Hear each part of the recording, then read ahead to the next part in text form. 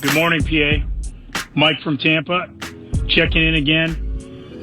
J.J. McCarthy, Sam Darnold. Look, Sam Darnold is the guy. It's what it is. It is what it is. I think that Sam now has to absolutely step up. He knows that there's no J.J. behind him for at least the first 6 to 8 weeks. Could be the whole season once we find out after he has his surgery. But, hey, Sam's got to step up, and the Vikings have to rally around him. Thanks, Mike, and thanks for listening and texting and talking back as frequently as you do. That outstate dedication is greatly appreciated by yours truly.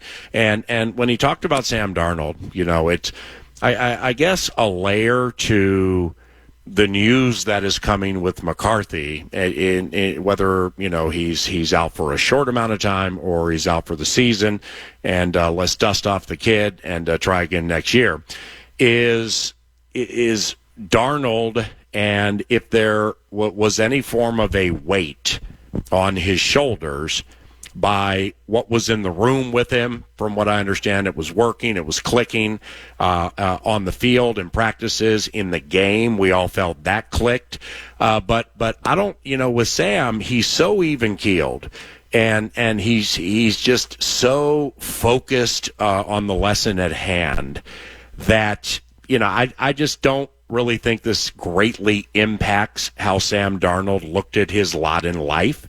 And it with Kevin O'Connell, it how am I going to put this? It was a fine balance between raising the 10th overall pick in the draft, watching him improve on things that are being taught, and leaps and bounds in a very short amount of time, and being very excited about him, but not so excited that it impacts what the others think about their lot in life. But you don't want McCarthy to think, hey, you know what, do the best you can, but 14 is going to start when we go to MetLife Stadium, because no matter what you show here to a certain extent, it's not going to be reliable enough for the quick twitch of Dexter Lawrence or KFAN Thibodeau, or whatever the Giants are throwing at people these days. It's just different in these regular season games,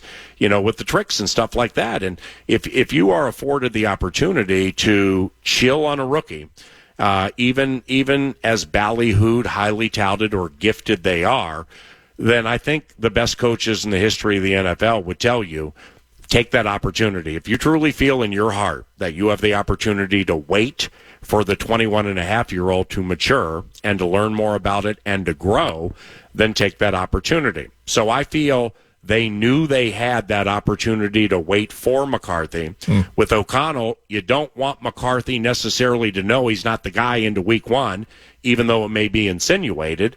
And for Darnold, you don't want the McCarthy train hype on social media or via media outlets to be so thick, hot, and strong, that Darnold, may have to ask, okay, well, so what about A, B, and C, with what's going on here, even though I think that's a long shot. So that there are tentacles and just many layers to what has happened with J.J. McCarthy's knee. But from a Sam Darnold standpoint, off that talk back, yeah, I mean, if it's a heaven or hell equation and I got to be right, then I'm shipping it all in on, not that Sam doesn't care about something, but that he is completely unaffected or unimpacted by anything he reads or feels with the McCarthy train. So after the injury and talking about it, the gut punch that it is, and we've gone down this road now, and you and Gabe did a good job during the first hour, Florio adding his bits on it in terms of how this repair looks and the timelines and all of that.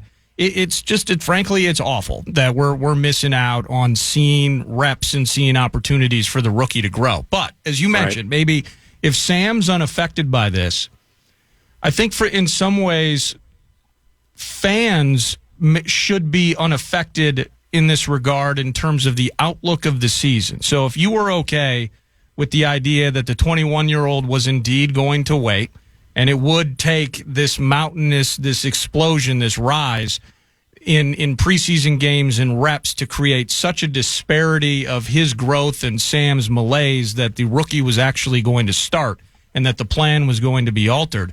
If you were okay with Sam opening the season against the Giants in some way, however you've drawn up in your head what this 2024 season could look like, it's Justin Jefferson, we got Addison, Hawkinson's going to be back, we trust that the defense is deeper.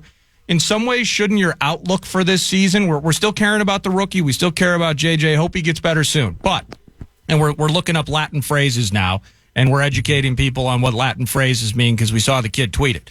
But the outlook for 2024, that really hasn't changed, has it? Yeah, I wouldn't. Absolutely not. I mean, but like I said on the power trip today, like three and a half hours ago, I've been consistent 9 to noon that I believe Sam Darnold start. This is with McCarthy healthy. Yeah. I believe Darnold starts the season. I believe Mullins is the right guy to be the backup, and I believe McCarthy is the active 3. Okay. Now the next layer is if he's not going to be available in any form at any time this year, Jaron Hall. Do you feel comfortable enough making him the active 3? My guess would be no. Now, you put him on the practice squad, it's a cinch he goes to another team. I mean, Kellen Mond has been employed by 2 or 3 teams, and Hall's better than him, in my opinion. So, and he's a quarterback who was drafted, and if the Vikings didn't draft him, somebody else would have. So, what do they feel about that option? But when it comes to a season outlook, if a fan or media member or whomever has the opinion, okay, well, yes, I watched the Raiders game. Yes, I followed it closely, and I'm writing my gut feeling as a fan. I think J.J. McCarthy is better than Sam Darnold. I think he'll be better week 1 and better for the entire 2024. I wouldn't agree with you, but you have a right to have that opinion, and you're talking about a 10th overall pick in the draft who is improving, not incrementally. I mean, he's jumping out of his skin, as I said last week, 9 to noon, after watching a practice, and I came back talking about the nuance of the touch and just knowing what they're doing with his throwing and stuff and just like watching it get better. It's just a beautiful thing. You just don't get to see this frequently, and at least with the Minnesota Vikings. But now it's been taken away. So it's the season outlook overall. I would agree with you absolutely. I'm not going to tell fans how to think. However, when it comes to the way you laid it out and with what my take is on it, which doesn't have to be right, but it's more than a month-old take, that I don't see this impacting the 2024 season really in any way. Because my belief is Darnold's going to play well enough that he never was going to give up the job. And if Darnold gets hurt, if it's certainly early in the season, you would go to a guy who's seen it more than McCarthy. Now, later in the season, now we're starting to play an impossible hypothetical game. So, quite honestly, I'm going to stop because I don't enjoy them. So, really, when it comes to 2024 and the outlook, like you said, personally speaking, there's no change to the bet for me. So, and then now back to JJ, the development that is lost. And this is a bit of a projection, a hypothetical, if you will, kind of the idea that Darnold was under a 1-year deal, and JJ, whether he plays this year or not, that 2025, that was going to be doors open, grand opening, right, big name on the marquee, and let's roll. I'd agree with that. Does that still feel like the plan, regardless now of whether it's a trim or a repair? We're not doctors here, but we know that one requires a longer timeline than the other. Does that change the plan at all? Well, good question, because what Florio laid out, and right before he joined 9 to noon, he posted a story pretty much saying exactly what he said with us, where the quick fix, the Band-Aid, or the long-term piece. Just grin and bear it and take the long-term piece because of potential lingering effects or whatever. That's way outside my knowledge base. However, knowing the medical staff here, conservative as they are, and I say that lovingly, and O'Connell is going to do exactly what is best for J.J. McCarthy. So if your backup quarterback is Nick Mullins, he probably was going to run most of the scout team for like the New York Giants, the 49ers, the Texans, the Packers, and so on. And I'm talking about during practice. But having J.J. McCarthy run that scout team and play the role of Daniel Jones and Brock Purdy and Jordan Love and C.J. Stroud and so on, maybe that was going to be the case. I have no idea. But the bottom line, if you have the opportunity to have McCarthy in the covenant, in the building, upright, healthy, and you don't have to worry about something being messed up long term, well, not speaking for O'Connell or the team, just my opinion, that I think it's vital to have him out there just kind of seeing what the whole thing is all about and the speed of practice, which is different than the speed of practice now because you would be running the other team's offense. Yeah. It's so when Keenan McCardell is here about 15 minutes from now, if we have time, that's an interesting one to pose to him. Here's a talkback via the free iHeartRadio app. Hey, Paul. Obviously, the news about JJ is disheartening. It sucks that he's going to miss all those reps this season. It's only going to hinder his development.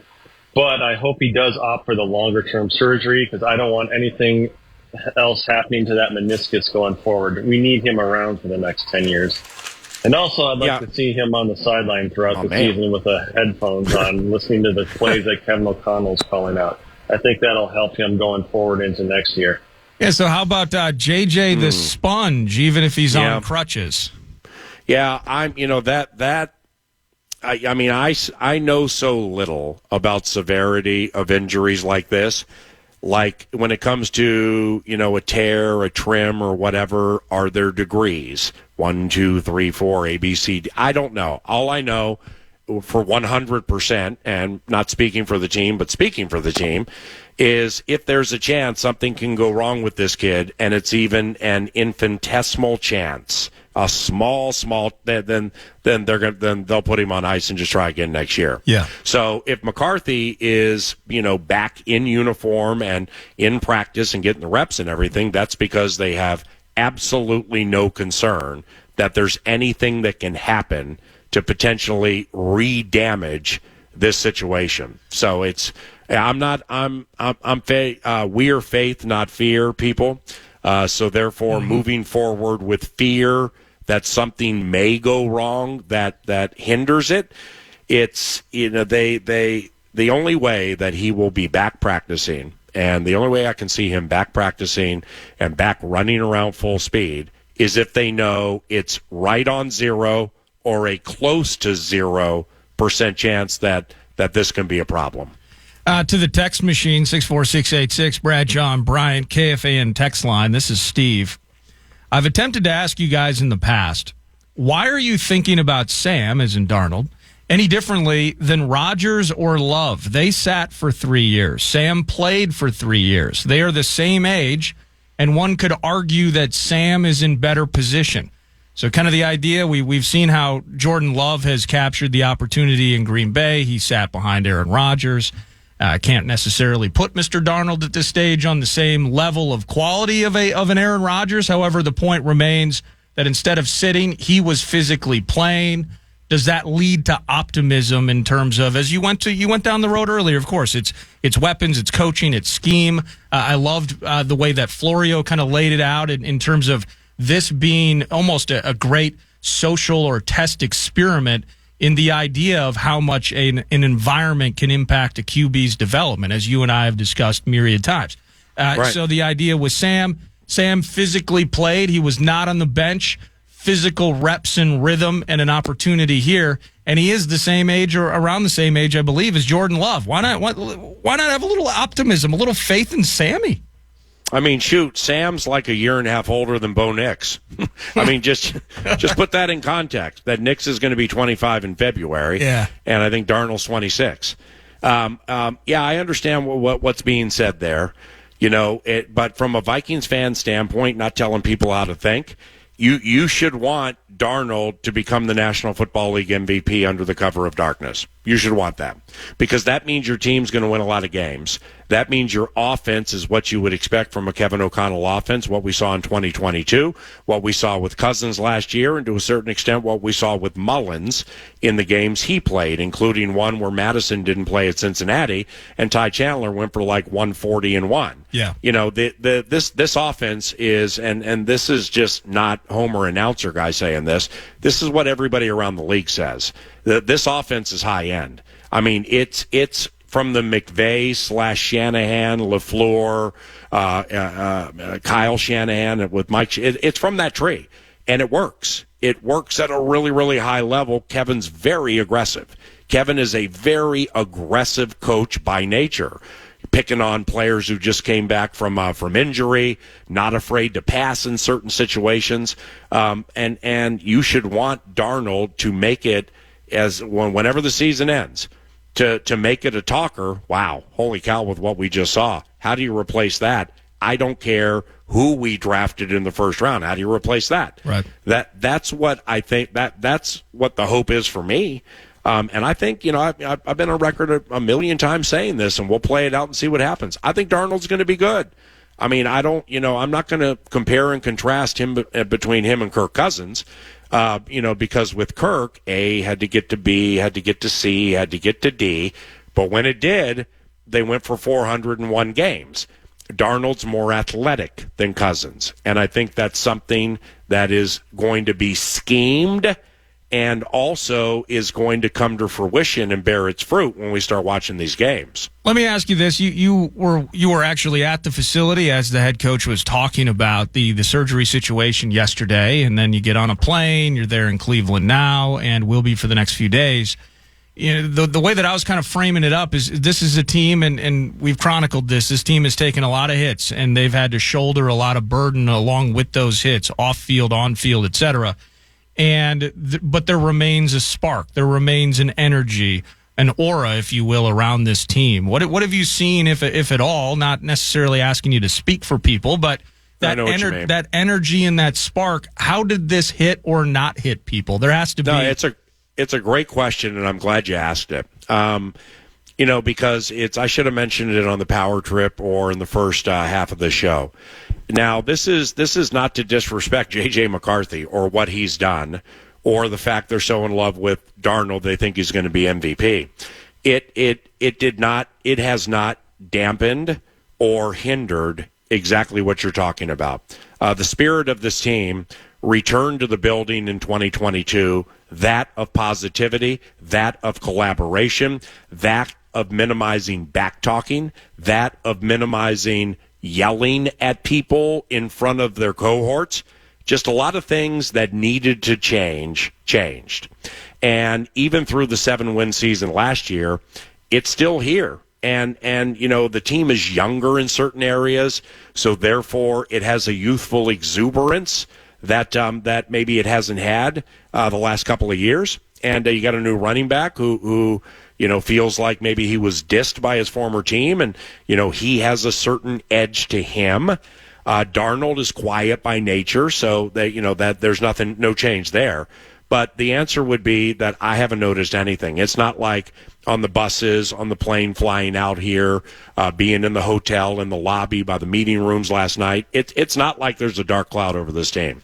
But the common thread is what I said earlier, and I said on the power trip, is that there are the most important people who would know as much about it as you possibly can know, who I bet if you laid out a heaven or hell scenario and you got to be right, they would say, we know what we have. We now know how quickly it improves. We know how it galvanizes people, lights up a room, and is gregarious and loquacious by nature, but not in an overbearing way. We love what we have. We've seen enough to know he's going to be a winner. So this is an unfortunate metaphorical mogul, but we know what we have.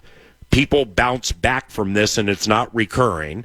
And this is unfortunate, but we now know what we have because we've seen it, and we like it. In fact, we love it, and we can't wait to get to it. I dig that. And that was a great question you asked, by the way. Thank you. And you've kind of gone through it already. You know, are you going to keep 3 and Jaron Hall practice squad, this, that, and the other thing? Or are we at the stage, though, maybe looking good, seeing all you need to see? Let's put Sam Darnold on ice here. You know, kick gloves until the season starts now, given the quarterback situation. We got joints in front of us. I'm excited to get, you know, because as cool as today is, you're there and you're going to get Keenan McCardell around the corner. After you get to watch those joints today, tomorrow's just, and the Friday feast is truly going to be a buffet of bits off the joints. Right. How much is, you know, are we letting Sam loose? And then obviously Saturday is a no-go for him. No, I think I've changed my mind on that with what I said to you the other day about, you know, if you go full throttle against their ones in the joints Wednesday and Thursday, then why do the ones need to play Saturday? Okay. Well, that was pre-McCarthy. And there won't be, I think it's a long shot, there will be a quarterback on the roster who plays in the game who currently is not here. So, I mean, now with the McCarthy situation, short-term or long-term, you got to think out, you know, do I want to put Mullins out there for 2.5, 3 quarters, have him get hit now the wrong way, and now all of a sudden, you know, I'm messed up on 1.5 for 2 of them.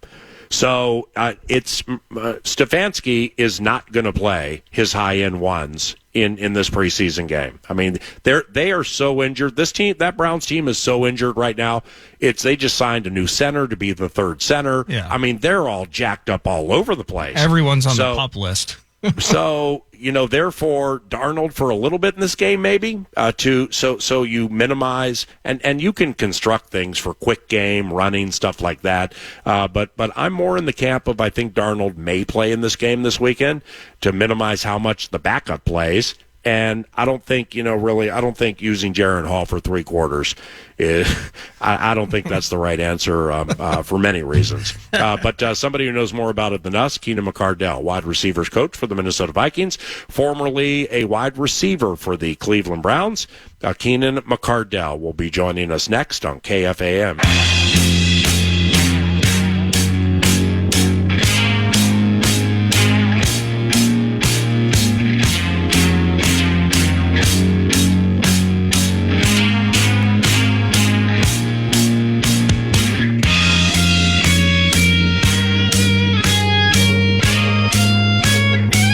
3 minutes past the hour.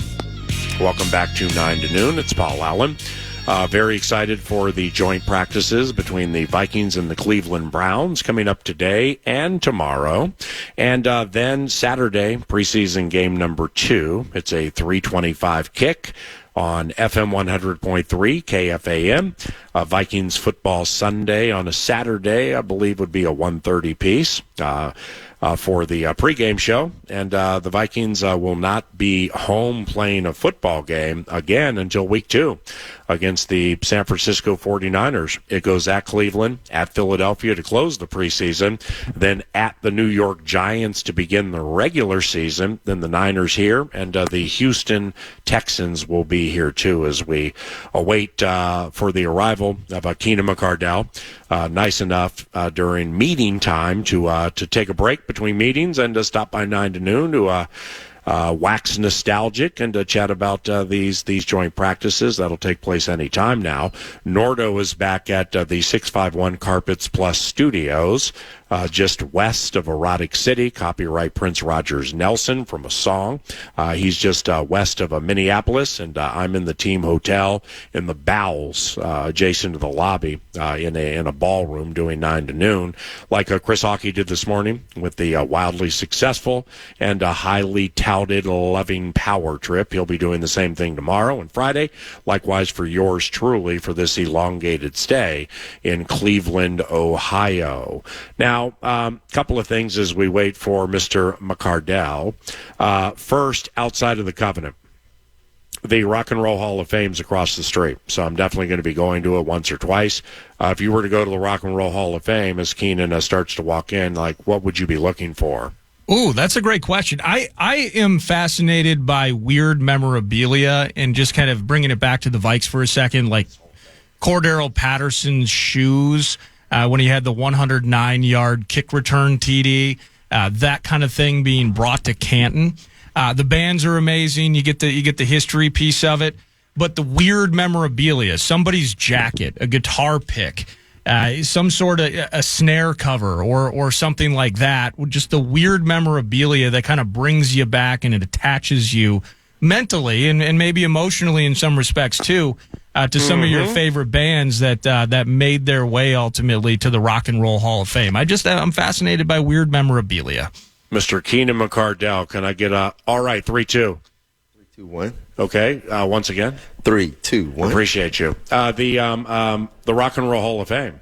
Yes. We saw when we have you. Well, wait a second. I mean, you probably have been. What am I talking about? I mean, I don't even know if it was in existence back in the early '90s. But I mean, you've been to Cleveland, either living here, playing here, or coming back here with other teams. So I guess I should start here. Have you been to the Rock and Roll Hall of Fame? And good morning. Good morning. I have, and it's a nice Hall of Fame. You know, if you love music, and yeah, I mean, you love music. I love music. Everybody should love music. I mean, I love music. OJ's. That's a nice song right there, right?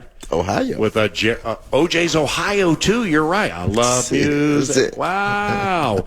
Yeah, you and I should go back and forth on that sometime. Yes. Because, it's I don't know much, but a couple things I do know a lot about, like music and hobby, like watching live stuff on YouTube, live performances on YouTube from like an old school show. Yes. And you and I are close to the same age, nearly born on the same day. Midnight Special. Yes. You remember Midnight Special? I do remember. You watch that stuff live on YouTube, and they're live performances. No lip syncing. We don't have any Casios behind us like they do this day and age. Taking a Bill Withers song, putting a Casio behind it, and making $10 million. What a world! Seriously, what a world! It's a great world, right? Right, but I mean, a lot of the acts and stuff, like we grew up with, are in the Rock and Roll Hall of Fame. My all-time favorite duos, Daryl Hall and John Oates. That's great. Growing up in Washington, D.C., let's just say in a certain neighborhood, well, when this tall blonde guy, Daryl Hall, all of a sudden was the families of Miles Spires, Lucius Tisdale, and Billy Camilio, my best friends. Right. Well, then when they were infatuated with that guy, I was in. He was all in. You know what I'm saying? Like with Sarah Smiles, She's Gone, and some songs that blacks and whites liked, and it crossed culture, you know? Yes, it did. Question for you. Mm-hmm. What was your first concert, live concert? It would be probably 81 or 82. I was either a sophomore or freshman in high school. Through a myriad divorces, sadly, I was all over the place, but at this time I was in Los Angeles. Okay. I just moved from Washington, D.C. My brother took me to the L.A. Coliseum. Mm-hmm. You played there. Right. He loved the Rolling Stones. I like the Rolling Stones. I didn't know a ton about them. Jay Giles' band. Okay. Freeze Frang. Freeze. I'm with you. Freeze Frang. A big video was before them, but before that was somebody I'd never heard of, Prince Rogers Nelson. So Mick Jagger took a liking to Prince, okay, and was giving him his start. Well, I mean, it's a Rolling Stones crowd of about 70,000 in the L.A. Coliseum. Yes. And my man rolls out in a negligee and got, or some type of satin thing, and he got booed so badly he did a song and a half and left. Okay, they were throwing things at him. Mick Jagger, the Stones did a concert. Right. And their encore, I mean, they mailed it in. They might not even have done an encore. In the calendar section of the L.A. Times the next day, Mick Jagger was quoted as saying, "I'm never coming back here again because of what you did to that kid." Wow. And he didn't come back for many years. Wow. So that was my first concert. What about you? Michael Jackson. Oh, wow. At the Arena Theater. Oh, where's the arena? It's in Houston, Texas. Oh, geez. So like Thriller, like that time? No, Off the Wall. Living off the wall, man. Get down, the stage is round just like this table, and it rotated, and he performed all the way around. Yeah, and whether it's Prince and Michael Jackson, to love music the way we do and being about the same age, you can look back to Little Richard. Yes. Ooh, I see that move. Mm-hmm. Prince especially, Michael Jackson some, but Prince. All James Brown. All James Brown. All James Brown with the spins and the splits and the little James Brown was like, yeah, and Prince did it more softly, a different type of whoo. And then you can even go back to like Cab Calloway. Yes. You know what I'm saying? Where I mean, God bless Cab Calloway. I think it was in the 20s. my man wearing those nice threads and just living that life and everything. God bless him for pulling that off. But he was a hell of a dancer. Yes. And so don't you agree with that? That I agree. Where they drew their influences. Where they got all their influences from. I love that. And we have 2 Hall of Fame performers, and we are at the Rock and Roll Hall of Fame. Mm-hmm. Very close people. Oh, you're unbelievable. No, seriously, I don't think I could love you any more than I am right now talking music. I mean, we've talked everything now on or off the microphone. That's, if I can get over to the Rock and Roll Hall of Fame and find the Bootsy Collins section, if they put the bass player from Parliament Funkadelic in there and you push a button and he's like, I'd rather be with you. Well, I'll pay twice the admission. I mean, that's what I'm looking for today. Keenan McCardell, wide receivers coach, Minnesota Vikings, 12th round pick by Washington in 1991. Okay, we're going to draw a line through that, but it did get him in the league because he spent 92 to 95 with the Cleveland Browns. Yes, I did. So let's begin this. Your first catch in 1992 at Cleveland Municipal Stadium. Your very first catch of your career. Might have been your only one that season. We can talk about that later. An 8-yard reception. Who was the quarterback? The quarterback was, oh, my goodness. We're going back to 92 here, though. Let's see. 82 or Bernie, 02, 12. Was Bernie hurt that Damn, that's year? 32 years ago. Shoot, Bonk wasn't even born. I think Bernie got hurt that year. It was not Bernie Kosar. I know, he got hurt. And it was against Pittsburgh. Neil O'Donnell was their quarterback. Your quarterback. Phil, I'm finished. What a memorable moment this was. I can't wait for you to have do you have grandkids yet? Yes, I do. Well, I mean, they got to be super young because you're not bouncing them on the knee yet.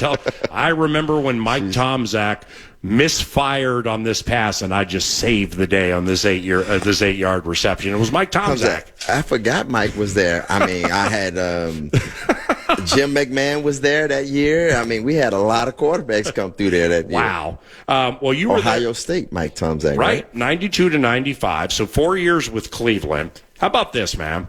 You in your 4 years with Cleveland, I just love doing this with your career. You had 1,133 yards, in 4 years here. In your first year with Jacksonville, the year after you left, you had 1,129 yards. So, I mean, why did your career take off when you left Cleveland? I guess I was hitting my growth spurt, as they say, in this league. You start to understand how to play football. Brunell was your quarterback, right? Right. Not to say I didn't know when I got there because, it's kind of funny. I just had a conversation with Ernest Biner. We were texting and we was talking about the 91 team and how much knowledge and good wisdom that 91 team could give a young player, and it did. And I told him, I said, change my whole outlook on playing football. It's more of a business than it's just a game. It's both, but it's more of a business. And when I got to Cleveland the next year, a couple injuries, 2 times. I mean, like the 92 year, I think I probably would have made the team. I got hurt the last week of cuts. And, I got cut and then got put on practice squad. Yeah. The next year, same thing happened again, but I actually came back during the season. I had some times here, the 93 season I came back on practice squad, was on the roster, and then, Kevin Mack was coming back, and I was 52, and they needed the spot, so I got a chance to go home for a couple weeks, spend a little time in Chicago for about 2 weeks, and came right back because some guys got hurt, and from that point on, it was not. I wasn't leaving until it was on my terms. So, that little vacation, for 2 weeks, and I wouldn't say 2 weeks. It was not even 2 weeks. It was probably 2 days, but I would say 2 weeks because I was in Chicago and was just kind of on the roster, but not getting ready to play, and then. Got a call back here, and Ozzie called me back and asked me, we need you back, and I came back, and the rest was history. I just started playing great football, and then the next year, 94, we got Andre Rison. Yeah. And after Buffalo or before? Before, from Atlanta. From he was Atlanta. and he was still. I was thinking Andre Reed. Andre Rison, and he was playing his lights out. And, I took my role. I played special teams, and I was part of the team. And your role when your numbers call, you got to play. The next year, 95, I got a chance to play a lot because I was the third, and Michael Jackson, rest his soul. Amen. And was my guy. We was best friends, and he got hurt, and the rest was history. I went in and just started playing lights out, and just kept playing and and had a really good year. And it was just fortunate enough. It was my free agent year. Yeah. And I got a chance to leave and hit the open market, and I was on that trajectory up. I had a lot of confidence and got to Jacksonville, got with a great group of guys that we all was just kind of like the startup team. Everybody, they were 1 year into it, and I was coming. And Tony Boselli? Yep. Coach Coughlin said, I need a leader. I need a guy like you that's tough. And I had just been with Bill, and I was going from Bill Belichick to Tom Coughlin, and they were together in New York with the Giants with Coach Parcells. So I kind of knew what he was trying to build in Jacksonville. Yeah. And it was right up my alley. I knew how it was going to be built, how he wanted it, and it just fit me because that's where I just came from Bill. And Bill will probably tell you to this day, I was probably one of the most relentless guys, persistent guys that he's ever been around, because he did a lot to me to see how mentally strong I was. You getting cut, when you're gonna give up, never give up. And he'll probably tell you this to this day, that I wasn't gonna give up because that's how I was built. Yeah. And and I thank him for that, because he made me a stronger person, mentally. Playing this game, you got to be mentally strong. Yeah, you got to don't hear the outside noise, believe in you, have the confidence, listen to your coaches to make sure they're guiding you right. I had one of the best receiver coaches that I probably had in my career, is Richard Mann. Yeah, and he taught me well. It's funny, I credit some of my coaching style from him, because that's how he taught me, and he was always about being mentally tough. And you can hear things, but you always can overcome things that you hear with hard work, and that's all we knew. Well, I looked at Bonk and I said, wow, because here's what hit me.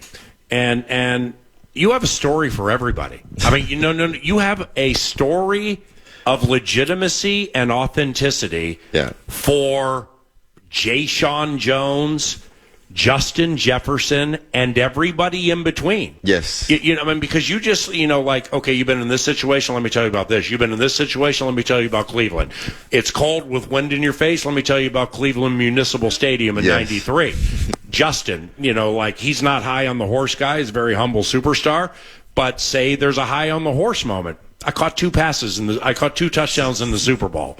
Okay, let's talk. You know what I'm saying? You have an experience for everything, and that has to be vital as a coach, right? It is. It's very vital. They listen. That's what I love about them. They listen. I try not to go back, but when the opportunity comes for me to give them an example of what some guys went through, myself personally, and some other guys that I've seen, it is what it is. I always give them this analogy, and I got this from my receiver coach in Jacksonville, Pete Carmichael. I said to young guys that may get 1-2 reps in practice, and 4 reps in practice, and everybody else is getting 15, 20. I say, you have to be a pinch hitter in baseball. And they were like, baseball, pinch hitter? Manny Mota. They were like, what are you talking about, coach? I said, they pay pinch hitters to hit, right? And he's like, yeah, that's what they call. I say, pinch hitters. They pay them to hit. I say, but they've been sitting on the bench for 7 innings and have to come in the 8th inning or 9th inning and hit. Yeah. To help a team win. Right. So when you're that guy, that's the third guy that's not getting all the opportunities, you got to be a pinch hitter and hit. So you got to come in and catch the ball, make your plays. Because if you don't make your plays, I'm gonna get a new pinch hitter. Right. And that's how I tell them. And those guys got to understand that. Those opportunities come few and far when you're not the guy, and when they're coming to you, that is your moment to hit. So, and I use that a lot, and I love it because I can remember when I was that guy, that third, that fourth guy that didn't get, like, I laugh, tell them, I said, you guys got 18 opportunities, 18 attempts. I said, we wish we could get 18 attempts back in the day. And, we might get 7. That's a high number back in the day, 7 attempts. But if we got 4, you had to make the most of it. And when I was a guy that was a third or fourth, you might get 1, maybe 2. Mm-hmm. And you gotta make a play. Yeah. And your whole career is judged off those 2 plays in games. Damn. Keenan McCardell, Vikings wide receivers coach, came into the league with Washington, draw a line through that, really started it with Cleveland for 4 years, the 2-time Super Bowl winner, so on. There are just so many ways to go with what you just said. But when it comes to receivers making plays in limited opportunities, okay? So Lucky Jackson, all right? Now, he played 3 games last year and didn't have a catch. Right. But he played, it looked like full-time special teams, or at least 3/4 of it. He did. Okay? So now we fast forward to the Raiders game. Well, there's Lucky making a play on special teams. A coverage play on special teams. And, it's not the most glamorous thing in the world, but it's little things like that that help you stay maybe on the practice squad with whatever you get and you're with the team, and then maybe eventually in the league, correct? No, correct. I mean, every time you're out on that field, practice, walkthroughs, games, you are being evaluated. Whether you're on special teams, scout team, the regular team, the first team, second team, or third team, you're being evaluated. So every time you step foot on that field, you gotta hit. I'm gonna just tell you, you have to hit. So if it's special teams, he has to go out and make that play, right? Because that play looms big on the offensive side of the ball. Can he play special teams and play receiver? And then once he get his chance, he caught 2 passes in the game against the Raiders.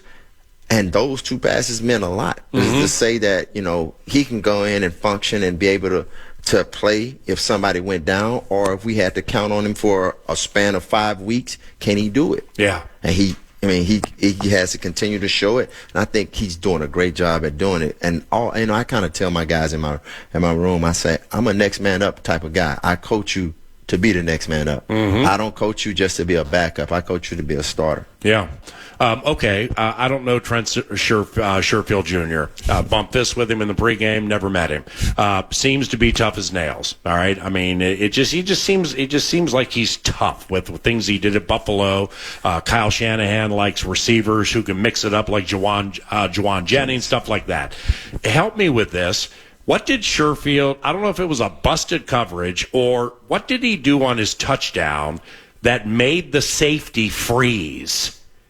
And then he got wide open. Did he sell something left? Yeah. He was going to block or something? It was a great play call because the series before we scored on Jackson. On the 2 series before we scored on the long run, he came down and made a really good block. Him and Lucky had a great block. I see. So the next time we come out, we throw the touchdown to Tristan and come back and run a play that we had been running before, and it was a great play call, great sell. We caught him in the right defense, and Trent was the sell of it because he's supposed to insert between a tight end and tackle, but they closed the hole down, so the corner saw him come outside and saw the play action pass right at Trent, thinking that Trent was going to get a big block on him. Yep. Him and the safety came up, and we just ran right by him. Right. You know what? And that play. So even in preseason games, you run plays, set up things, show same look, and do something different off of it. That's football. You got to set it up. And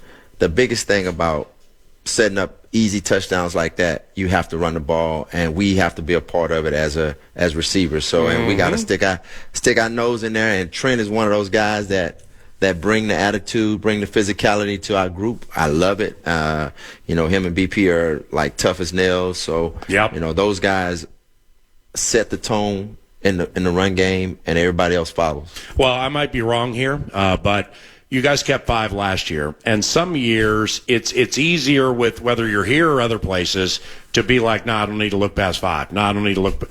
it's different this year, isn't it? It is. Like 5, 6, whatever, however deep you want to go. I mean, you probably could set it right now, but like Tristan Jackson is just doing different things. He's growing up very tight with Justin, which, whether people want to believe it or not, is factored into things, even if it's just 1%.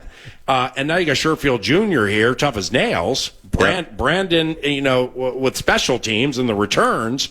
So it's a little trickier this year, isn't it? I love it because it makes it hard on us to make decisions. Mm-hmm. I think in 2010 we kept 8 in Washington. We had a group that was playing pretty well, and Coach Shanahan was big on, if he's playing better than the 52, 53 guy, I'm not going to just cut him because I need an extra lineman. That guy deserved a position, and I respected that, and I tell these guys all the time, I say, it's my job to get you a job in this league. I mean, whether it's here or somewhere else. So go out and play to the highest level. Make it hard on us to make that decision. So, I'm looking forward to these guys playing. It's still early to me to decide on. I'm not one of those guys that right now that says it's going to be 6, going to be 5 or whatever. I'm one of those guys that let football take care of football. Yeah. When you roll the ball out, whoever wants the job is going to